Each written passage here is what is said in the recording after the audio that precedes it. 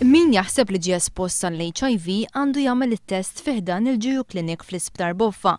Mhux biss għall-HIV manki għal infezzjonijiet oħra bħal klamidja u l-gonorrea.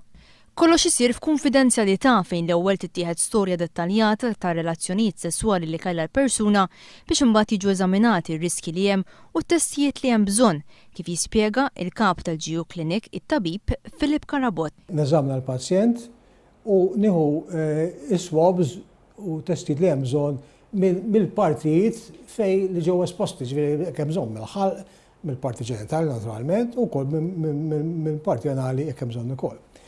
U mbagħad jintieħdu testijiet tad-demm ukoll, mhux għall-HIV biss, imma anke b'sibba syphilis, jekk hemm bżonn hepatitis ukoll, kemm B u kemm C. Il-virus tal-HIV ma jidirx mill-ewwel fid-demm.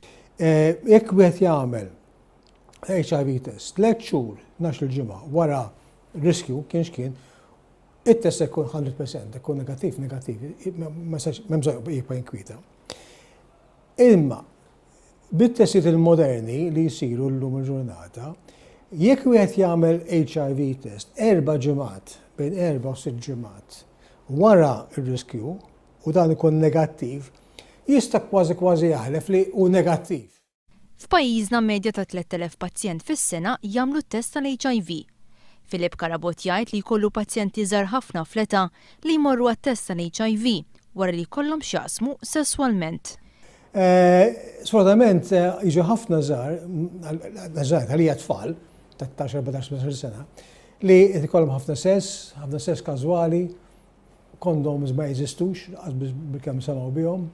Ġifieri ma rridx niskantaw li għandna l-mart li għandna u għandna it-teenage pregnancies li għandna. La darba r-riżultat ikun pożittiv, il-persuna tiġi riferuta l-Isptar Mater Dei fid-Dipartiment tal-Mart Infettiv.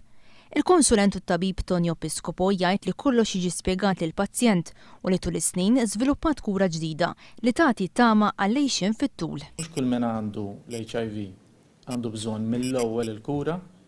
Aħna ġeneralment fil-klinik nibqgħu niffollowjaw, neħdu d-demm, niċċekkjawhom fiżikament u naraw jekk hemmx punt li mbagħad ikun hemm bżonn ta' mediċina. L-HIV jattakka ċelloli ta' difiża tal-ġisem li jaħdmu kontra infezzjonijiet u mart ieħor bħal tumuri.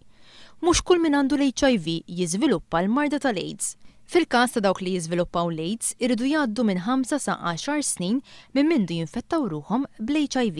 Bil-kura llum in-nies jgħixu iktar. U llum qed nitkellmu fuq aging and HIV. Tgħix bl-HIV sa meta tikber u ssir anzjan.